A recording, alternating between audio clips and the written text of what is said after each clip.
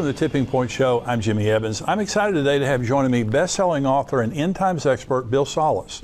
Bill is the founder of Prophecy Depot Ministries. He's written many books about the end times, produced 14 DVDs, and he's an author and speaker I've learned a lot from over the years. And I'm very glad to have him joining me today because we're talking about the war in Israel and the prophetic implications of it. We're specifically talking today about Bill's new book, The Future War Prophecies. Bill, thank you so much for joining me today, and we're going to be talking about your book, The Future War Prophecies. And you were on the show a couple of months ago, and we were talking about this, but today, this is happening right before our eyes, isn't it?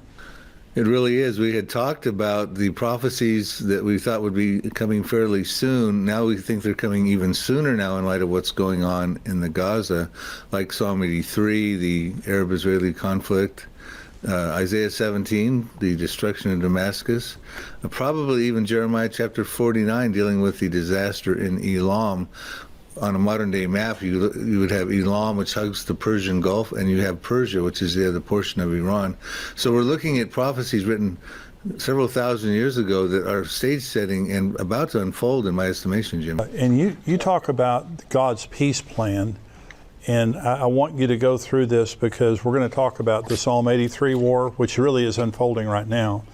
And you wrote a book on that back in 2013, 2014. I did, absolutely. Psalm 83, the missing prophecy revealed how Israel becomes the next Mideast superpower. And we're going to talk about that war that is really happening right now. Let's talk about God's peace plan. Now, related to the Mideast peace, the Biden administration, I'm thankful for the military support the United States is giving Israel. This war probably would have been escalated beforehand without all the military presence of the United States. However, the Biden administration is pushing hard for a two-state solution. So why is that important?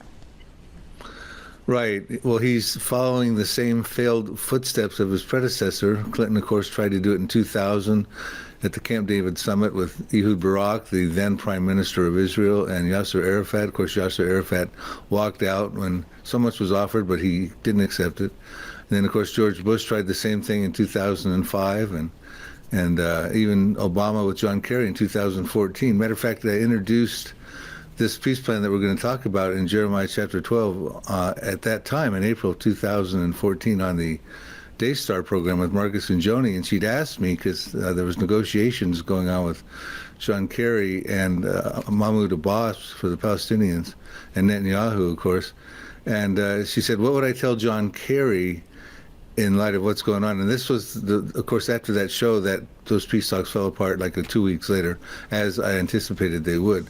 So what we talk about here in the next moments are going to be what God had planned for the Middle East peace plan, knowing of all the conflicts that were inevitable to happen, foreknowing what was forthcoming. And I think it's important that everyone should understand, because right now Joe Biden is, of course, trying to promote the two-state solution. He always did, but after what happened with the massacre with the Hamas and what was going on there, the brutality, of course, he sort of put that on the shelf because, of course, you wouldn't want to talk about that right now. You wouldn't want to necessarily give land to the enemies of Israel right now, but, of course, he would, at this point, he's moving back into that direction. You're seeing the headlines starting to talk more and more about the two-state solution. That is the only solution they believe will work, but that's not the point. God has a solution that will work and is already in process. Is that found in Jeremiah? Yeah, Jeremiah chapter 12. It's a two-part peace plan. The first part, this is written about 590 BC. Now God, knowing the end from the beginning, foreknew that when the Jews would come back into the land, he promised he would restore the Jews back to the land of Israel. 1,878 years elapsed from 70 AD to 1948 AD. But in that period of time, God knew that when the Jews came back into the land, there would be a problem, because what he had witnessed firsthand, the ancient hatred that stemmed way back at the time of Abraham, when it went back with Hagar versus Sarah, the mothers, they had a conflict together. You had Ishmael versus Isaac, the sons had a conflict. This ancient hatred started to develop, the grandsons. You had Esau versus Jacob. Then you had the cousins, the Moab and Ammon, which would be modern-day Jordan, and the Hebrews, even the grandson, Amalek, against the Hebrews. God witnessed that ancient hatred that continued to be incubated throughout the Middle East from time immemorial.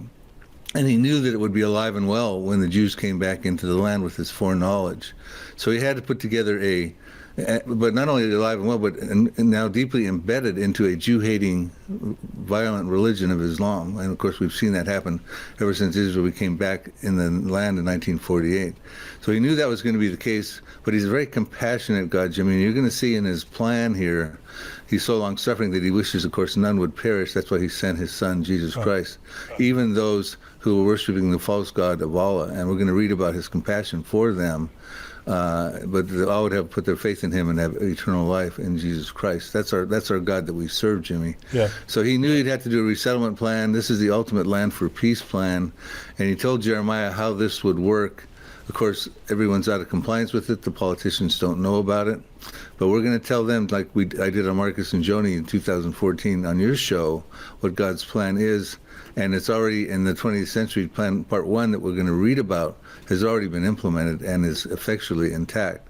Wow. And what it says here, thus says the Lord, against my evil neighbors. Now notice that, neighbors in the neighborhood, he's calling them evil, not calling them good, who touch the inheritance which I have caused my people Israel to inherit. Of course, that's the promised land. Behold, I will pluck them out of their land and pluck out the house of Judah from among them. And we'll stop there. Evil neighbors, they got to be resettled. These are Arabs who were living in what was formerly called Palestine. He's going to pluck them out. Forceful language. They're not going to go voluntarily. He's going to pluck them out. He's going to move them back into the lands of their heritage. And he's also going to take the Jews who are going to come into the land of Israel and take them out of those Arab lands and Persian lands of Iran. And he's going to move the Jews into, and it says he's going to pluck them out also, meaning forceful language for them as well, not necessarily wanting to go voluntarily, a lot of them. So we find out that in the 20th century, God had already made sovereign moves in that direction. And what we find out after the Ottoman Empire lost in World War I, and it collapsed after 400 years of reign over the Middle East from 1517 to 1917, that all of a sudden now the Arab states start to get their statehood again. God is going to bring the Arabs back into their states. He's going to have compassion on them, take them back to their heritage. We find out in 1922, you had Egypt was regained its statehood. We find out in 1932, Saudi Arabia and Iraq got their statehood. So we see God's in works here, doing this sovereign act. 1935, Persia became Iran, formerly called Persia. 1943, Lebanon got its statehood. 1946, Jordan and Syria. And then, of course, now it's Israel's turn in 1948. Now, actually, Israel should have been the first state to get a statehood back in 1917, but the British Empire didn't have that happen with the Balfour Declaration. And, of course, at that time, the sun always used to set on the British Empire. They controlled about a fifth of the world's landmass and about sovereignty over about a quarter of the Earth's population. But in 70 years from that time up until their decline, the sun always sets on the British Empire at this point in time, because they did not do what they were supposed to do in 1917, and they subjected the Jewish people to the Holocaust, and 6 million of them, of course, were exterminated by Hitler. So World War I prepared the land for the people, and World War II prepared the people for the land. Wow. So God put all this together. He put all the statehoods together like he said he would. And he's going to pluck these Arabs out, and he did. And he brought them back into their statehood, and he's bringing the Jews back into their place. And it goes on to say in verse 15, then it shall be after I have plucked them out, then I will return and have compassion on them and bring them back, everyone to his heritage and everyone to his land. Everyone, not just the Jew, but the Jew and the Gentile, the Arabs, to their heritage, and he will have compassion on them. This is the compassionate plan that God had, a land for peace still extraordinaire, a resettlement plan that God had put in the lips of Jeremiah's prophecy back 590 BC. But he goes on to say, and this all happened in the 20th century, like I said. In the 21st century, now here's what we've got in store, what's forthcoming at this point in time. The only thing God asked after giving them their statehood was inscribed in Jeremiah 12, verses 15 and 16.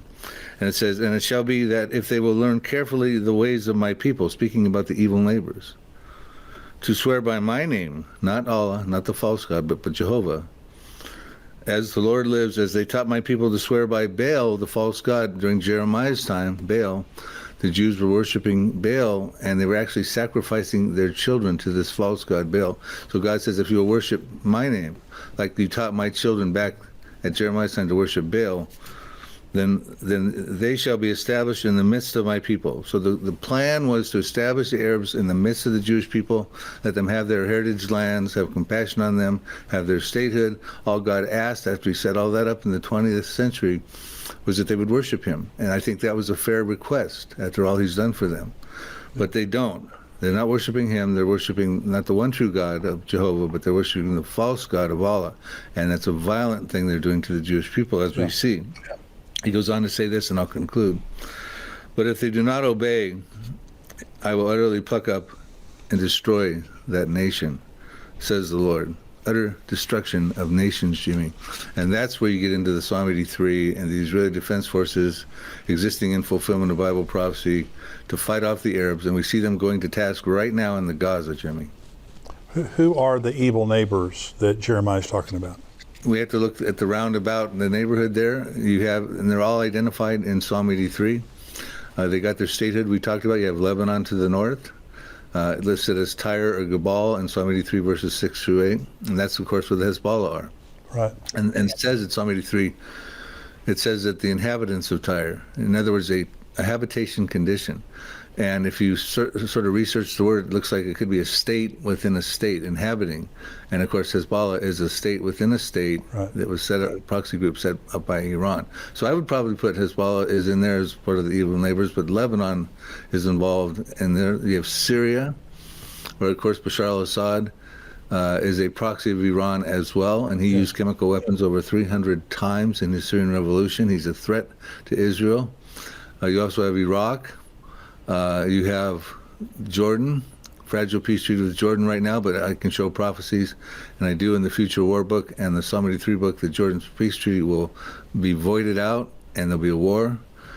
Egypt, I believe, would be in there. You have the Palestinians identified in Psalm 83 verse 6 as the tents of Edom. The Edomites have ethnical representation into the Palestinians today. The Edomites were fathered by Esau, who's the twin brother of Jacob. Jacob later became called Israel. But Esau fathered the Edomites, and we're told in Psalm 83 verse 6 that there'll be the tents of Edom. They're listed first as if it's their plight that's being bannered by the 10-member Psalm 83 Confederacy. Tents of, biblically in this scenario, means refugee encampments. So we have the Palestinian refugees being identified for us 3,000 years ago when Asaph wrote this prophecy. And it's, of course, their plight for the two-state solution that's being bannered, and even Joe Biden is falling into that trap. And so then you also have Saudi Arabia and the Gaza, the Phoenicia area, where the Hamas are, the Sinai area. These would be, in my estimation, the nations that share common borders with Israel, that have harbored this ancient hatred from time immemorial against Israel. And those are the nations and terrorist populations within them that the Lord is saying will utterly be plucked up and destroyed if they don't worship God like they taught the Jews to worship Baal back in Jeremiah's time. And they're not going to, Jimmy, as you can tell, they're not going to do that. They're not going to pull themselves apart from Allah. And my estimation, as we see these wars start to come forward, prophetically put together and foretold, Allah is going to lose his Akbar. That means Allah is the greater God. Well, Allah is not the greater God, and Jehovah is the true God. So how are they going to be plucked up, Bill? I mean, if God says that these evil neighbors are going to be plucked up, does that go back to Psalm 83? I would turn our attention to Psalm 83, but within Psalm 83, it talks about the goal of the Confederates in the first 5 verses. It says they want to come together, they form a crafty plan to wipe Israel off the map, to cut the nation off, that the name of Israel can be remembered no more. It says they form a confederacy against the Jewish people, against God's people. God's people. Then it goes on in Psalm 83 verses 6 through 8 and identifies who they are, which we just did, the evil neighbors that got their states, that are not worshiping God as they're supposed to. They're out of compliance with God's peace plan. They will utterly be plucked up and destroyed. Then Asaph goes on through verses 9 through 18 to conclude the psalm and petitions to God how he would encourage him to respond to this belligerent Confederate attempt to wipe Israel off the map.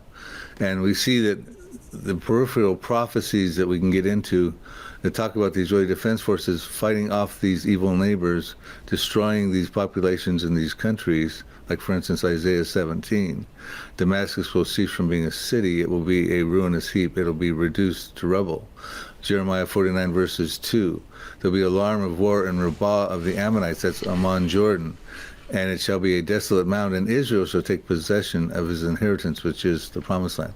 So the Israeli Defense Forces are in a number of peripheral prophecies that would be a direct response to Asaph's petition as to how to empower the Israeli Defense Forces to win the wars and destroy those enemies of Israel.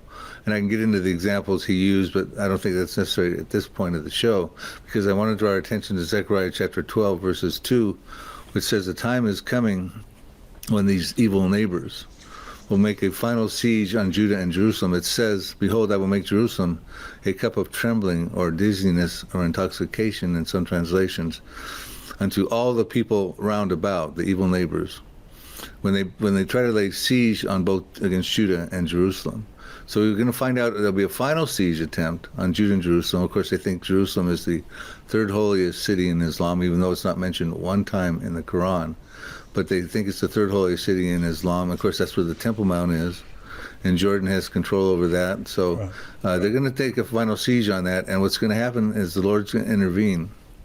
And we're told in Zechariah 12, verses 3 and 4 and 5 and 6, that the Lord is going to intervene supernaturally.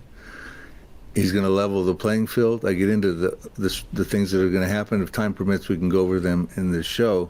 But he's going to divinely intervene and work in concert with the Israeli Defense Forces. And when he levels the playing field, we're told in Zechariah 12, verse 5, that the Israeli Defense Forces are going to be gaining so much confidence because they've seen that the Lord has divinely intervened on their behalf. And ultimately what it says, and I'll read Zechariah 12, verse 6. It says, in that day that they try to lay a final siege on Judah and Jerusalem, the countries round about, the evil neighbors, I'll make the governors or the captains, read that as the Israeli Defense Forces of Judah, like a fire pan in the woodpile, and like a fiery torch in the sheaves, and they shall devour all the surrounding peoples, all the evil neighbors, on the right hand and on the left hand. And of course, all those countries we listed are on the right hand, and on the left hand of Israel, the nations round about, the evil neighbors.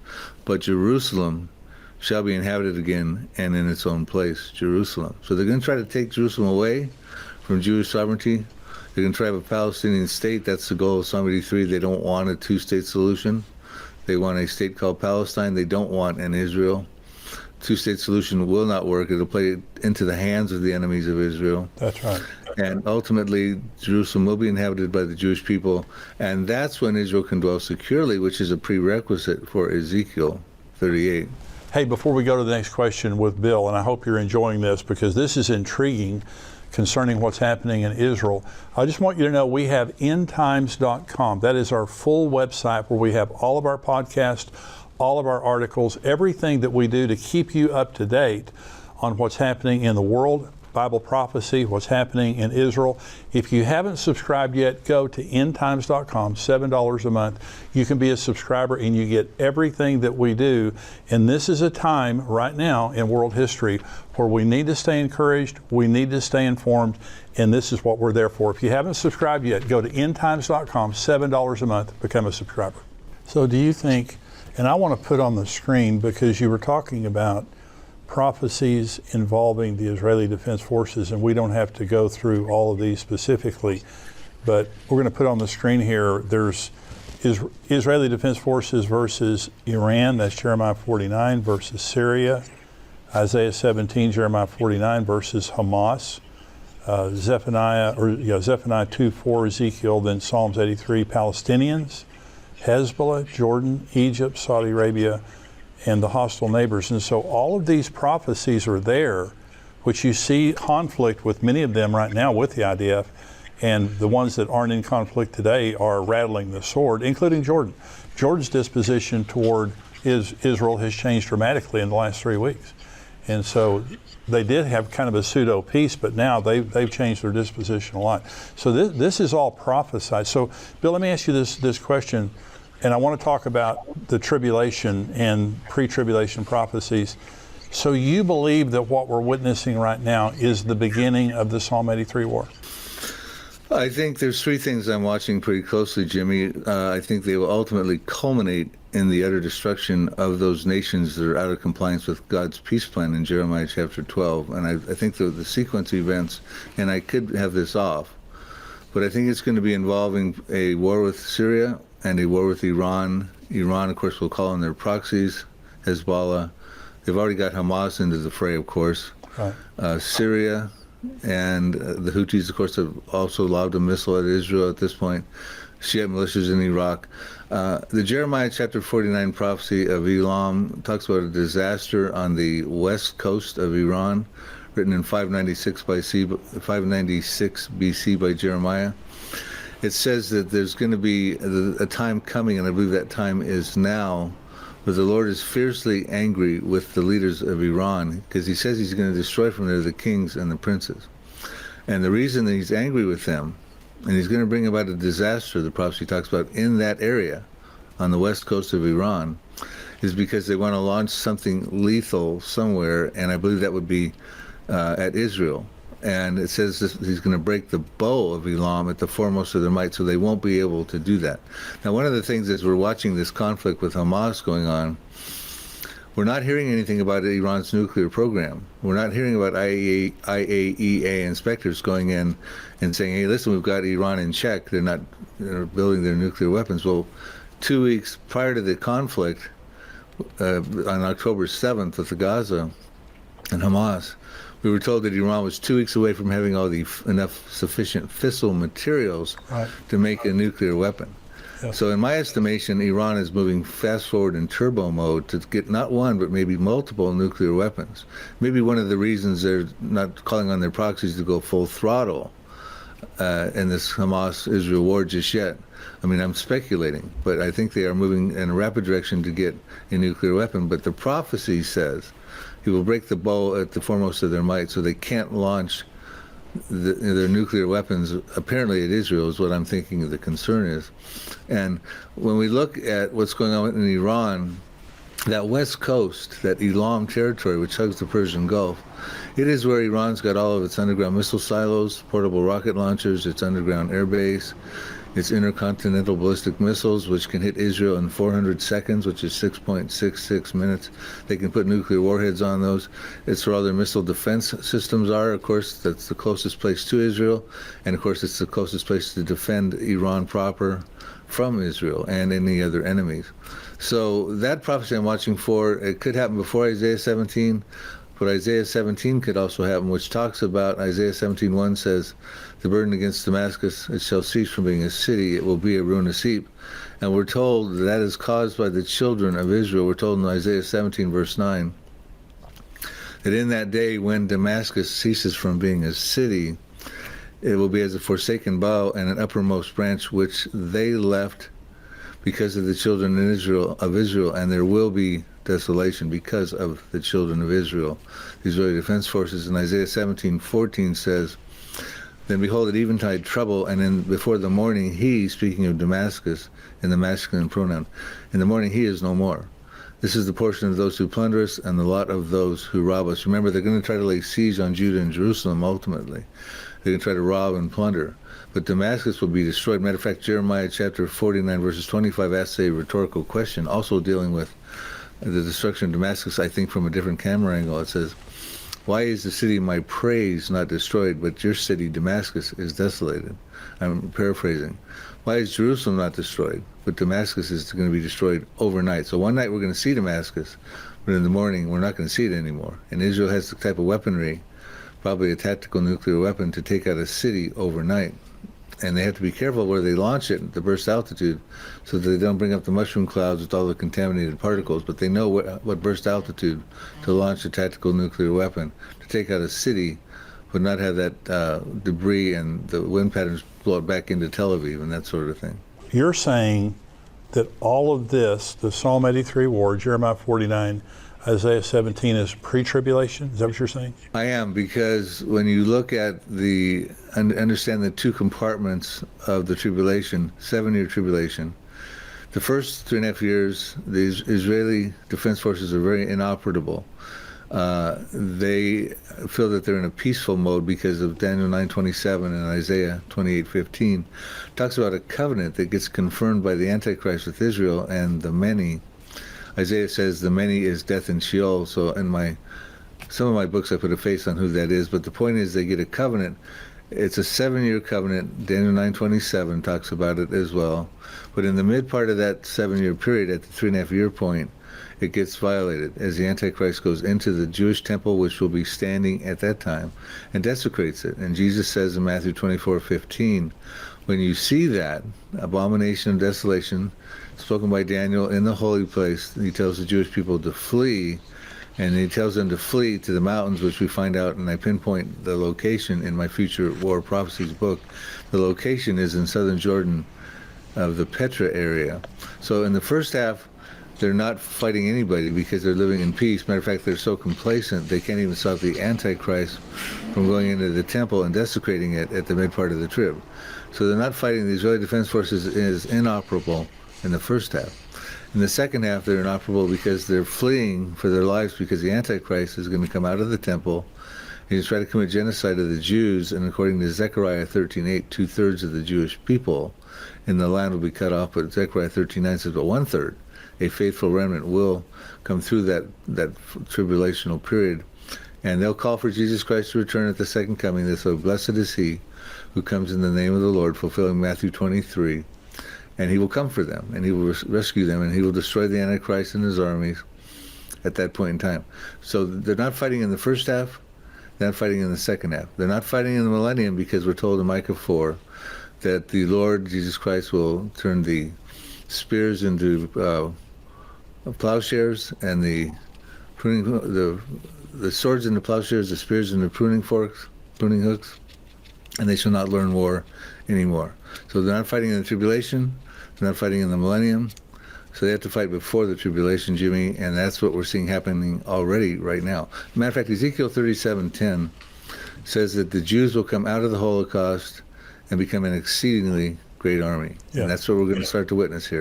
We have the wars that need to happen before the tribulation begins. And by the way, I want to mention again, your Future War Prophecy book, you talk about all of this. You were on the show a couple of months ago and we were talking about all this. But October 7th, this is now. I mean, you see unprecedented anti-Semitism in the world right now. And anti-Semitism is a requirement for the end to happen. You know, and especially, and I want to talk about the Antichrist in just a minute in the covenant of peace. I want to talk about that again. Psalm 83 is this war of the immediate neighbors of Israel, these evil neighbors. And we see that unfolding right now. We don't know exactly when it's all going to happen, but part of it's happening right now. Jeremiah 49 is a strike on Elam. This is the area, Bill, I just don't know how much longer Israel can wait before they have to, it has to be preemptive. They can't wait to be struck by a nuclear weapon. They're just too small. They're too vulnerable. And so, I mean, personally, and I've been saying this now for several years because there's been talk about how soon, you know, Iran would get a nuclear weapon, but it just seems as though they're very close by all estimations. But then you have the Jeremiah 49, then you have the Isaiah 17 where Damascus is a trafficking spot right now for Iran. Israel's bombing Damascus just about every day because of the Iranian activity there. It's Grand Central Station for all the bad actors that are coming into that area of the world. And so those wars, and then Ezekiel 38 and 39, which is a massive war that God himself wins. And so all of that happens. So, and I know that we don't set dates, but it seems to me like, Bill, one of the ways that I said this, since October 7th, I just don't think you're going to put this genie back in the bottle. Now, there will be an Antichrist that comes, and this covenant of peace is going to supposedly, for a period of time, solve the problem. And he's going to be the answer man. He's going to be the new Messiah. But between now and then, do you see an escalation in all of this? Well, it's going to escalate. Is it going to escalate in the near future? I kind of agree with you. This Gaza thing is probably going to catalyze into something much deeper and prophetic implications. Israel is attacking Syria. They have been for quite some time. They are now also having skirmishes with Hezbollah to the north, and they also took out a inbound missile from the Houthis, another proxy of Iran, way down in Yemen. So they're involved in this, but it's at this point it's kind of crosstown rivalries rather than a full-on biblical war. But they're ultimately going to be in the biblical wars fulfilling these prophecies. The question is how soon. And in light of what's going on with Hamas right now, I would have to suggest that's going to be very soon. And I don't think, like you said, the Pandora's box has been opened. You can't put that genie back in the bottle. They're talking about a ceasefire. The world's clamoring for a ceasefire in the Gaza. They need humanitarian aid. And Egypt's coming out saying, we don't want any of these refugees. That'll be a declaration of war. That was General Sisi said that. Right. Just recently, Jordan came out and said, we do not want any Palestinian refugees to come into our territory as well. That would also be a declaration of war. An ambassador just said that as we filmed this show. In fact, I think we have a prophecy. I want to read it to your viewers real quickly. That's interesting that they want to trap these Palestinians at the border. Okay, they want to keep them. They're like pawns. They fulfill an important role for these Arab states. They don't want these Palestinian refugees back in their countries, which, by the way, in God's Mideast peace plan, those Palestinians were supposed to go back to their homelands. But the Arab states who got their statehood decided it was better to keep them deployed as refugees inside of Israel and around the general region out there in the West Bank, the Gaza, etc. But here's what it says in Obadiah 1:7. I think it's very relevant right now to what you hear Egypt and Jordan saying, who, by the way, have those fragile peace treaties with Israel. And I point out in the Future War book, those are going to be gone shortly. It says here, Obadiah 1:7, all the men in your confederacy, I believe that would be the Psalm 83 confederacy, all the men shall force you to the border of Israel, in my estimation. The men at peace with you, the Psalm 83 confederates, the evil neighbors, shall deceive you and prevail against you. Those who eat bread with you shall lay a trap for you. No one is aware of it. So in other words, I believe it's a trap. Now, I don't believe the Arab states realize it's a trap, but God's saying it's a trap because they got nowhere to go. Right. And then the Arabs aren't going to let them back into their land. So I think we have another prophecy to be watching right there, Obadiah 1:7. The men in your confederacy will keep you at the border. And I think we're seeing that going on as well. So Ezekiel 38, and this is there's a lot of discussion about Ezekiel 38. So the preconditions, talk about Ezekiel 38. Now, the war has to be over. The first 3.5 years of the tribulation are peace. And so when the Ezekiel 38 and 39 war happens, what are the preconditions for that? Right, and let me clarify something just before we skip to this topic, because I think the stage gets set for Ezekiel 38 after Israel wins wars, and I'll tell you why in a moment. But when we talk about the peace covenant, a lot of people think it's a peace between the Arabs and the Jews, a politically brokered peace deal that's going to resolve the Arab-Israeli conflict. I don't subscribe to that. I don't find anywhere in the Bible that it says that, not in Daniel 9:27, not Isaiah 28 verses 15 and 18, the two main proof text passages. What I do believe is that conflict is going to end militarily, and that's what the Israeli Defense Forces are going to be involved in, utterly plucking up those nations. But what I do believe, and I put 3 clues forward in my Last Prophecies book, which is Last Prophecies, the first 3.5 years of the tribulation. What I do put forward is that the Jews are going to get involved in this false covenant, not realizing it's a false covenant, because they want to build their temple. It's going to facilitate their ability to build their temple. I put 3 clues forward as to why that's the case. I'll give you just a couple of them real quickly. One of them we're told in Revelation chapter 11, verses 1 through 4 or 5 in there. The first half of the tribulation, the first thing that John's doing, representing the Jewish people, is he's measuring the inner court and the outer court. He said, well, don't measure the outer court, that's for the Gentiles, but measure the inner court and those that worship there. So he's measuring a temple, which would be the case. You do that immediately if you have the ability to do that once the covenant has been confirmed. Also, Isaiah 28, verses 16 and 17. Isaiah 28:15 talks about the covenant. It says, you'll make a covenant with death, you'll be in agreement with Sheol, so that when the overflowing scourge passes through, whatever that's going to be, and I put a face on that in my books, it will not come over you. You sign on this lies and falsehood. In other words, it's politically expedient for the Jews to sign this covenant so they can build their temple. They want to build their temple because they think that will hasten the coming of the Messiah, because they don't realize Jesus already came as the Messiah. They think it's going to bring the Messiah, and he's going to take care of that overflowing scourge and usher them into the Messianic kingdom. The other clue, it goes on to say, Isaiah says in 28:16-17, I'm paraphrasing, he says, don't be hasty with this covenant. He says, you think you're going to build the temple, the measuring rod, the cornerstone. He starts listing all the things that would be an ingredient to build a temple. He says, don't be hasty, because he's telling them the Messiah's already come, and the chief cornerstone, the sure foundation, all those things in the New Testament that talked about Jesus Christ. He's telling them those things have already come. So I think it's another reason why he's saying, don't your temple's not sanctioned. And I think that's another clue why that's what the true content of the false covenant is. Wow. And so the peace, obviously, Ezekiel 38 talks about when they're regathered, they're going to be living in peace, unwalled villages, when they're attacked by the Gog-Magog coalition. So the Psalm 83 war obviously has to be over by then, is that correct? There are preconditions, and unless these preconditions are met, Ezekiel 38 can't happen. And Israel has to be brought back into the land, regathered. This is Ezekiel 38:7-12. Regathered from the nations, check mark, that's going on. In the latter years, check mark, we're in the latter years. Brought back from the sword of persecution, check mark. Into a land that had long been desolate, check mark. Those things are there, but those aren't the only preconditions. They must be a peaceful people dwelling tranquilly, living in a land of unwalled villages.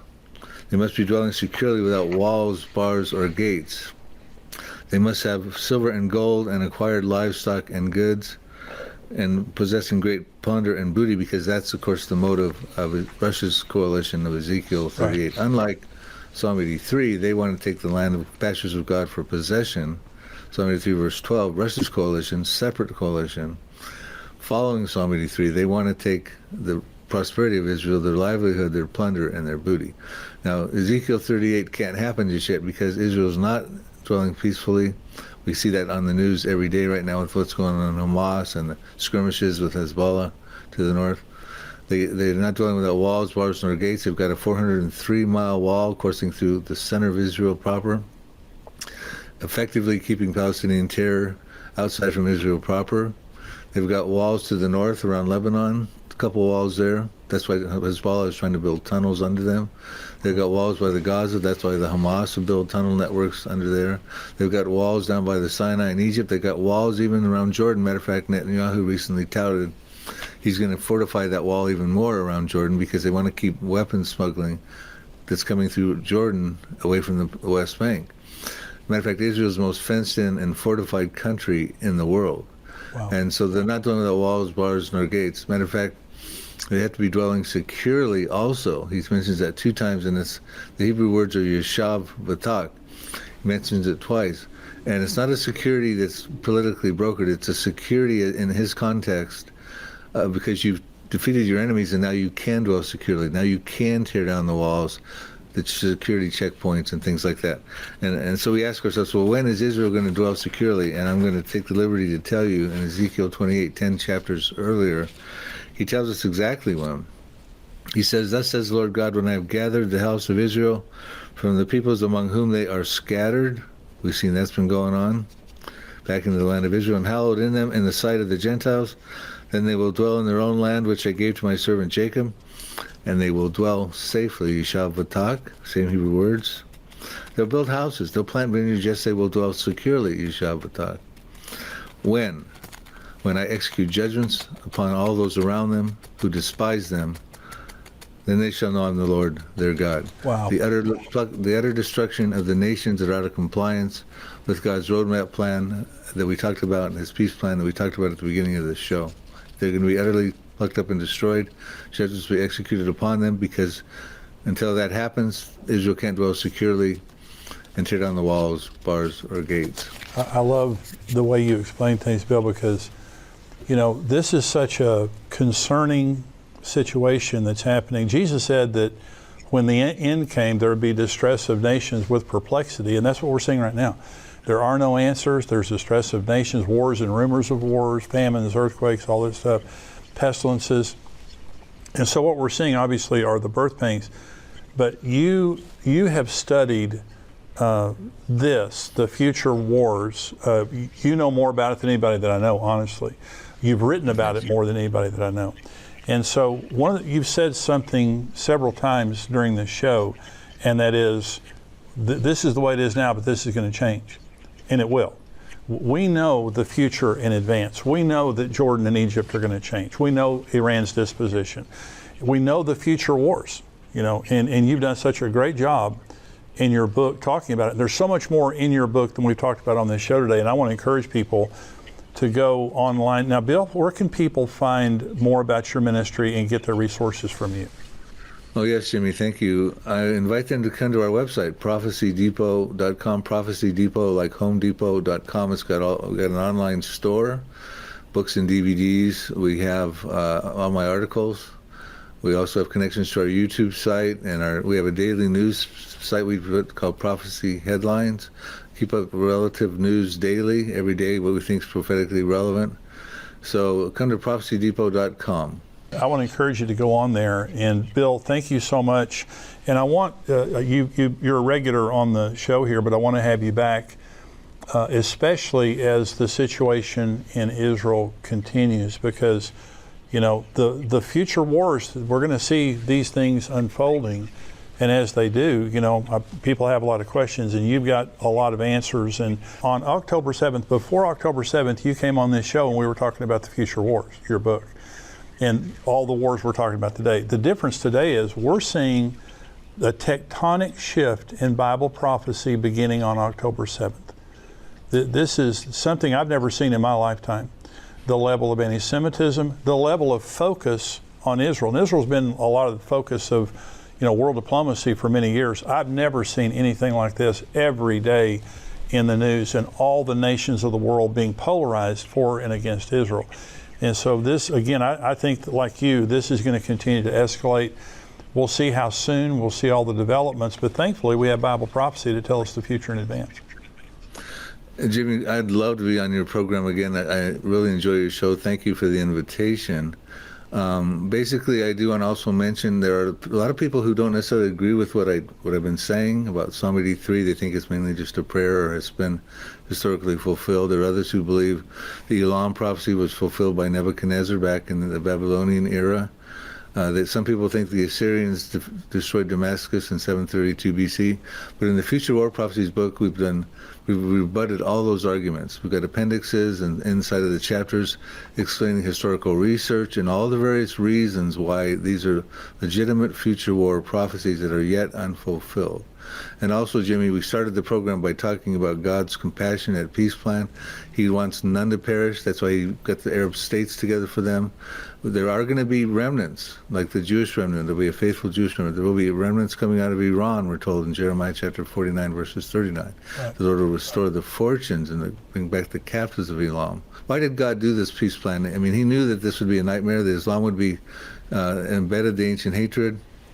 Why did he even bother to make Arab statehoods? Because he loves everyone. He loves those Arabs, and he's going to have remnant from them as well. As a matter of fact, in Iran, he's doing supernatural evangelism, dreams, visions, miracles, and healings, because he wants none to perish, Jimmy. I love it. Bill, thank you so much for being with me today, and I look forward to having you back soon. God bless you. Thanks, Jimmy. Thank all of you for joining me today on the Tipping Point Show. I hope you've enjoyed it. We'll keep you up to date on what's happening in Israel. Stay tuned to endtimes.com.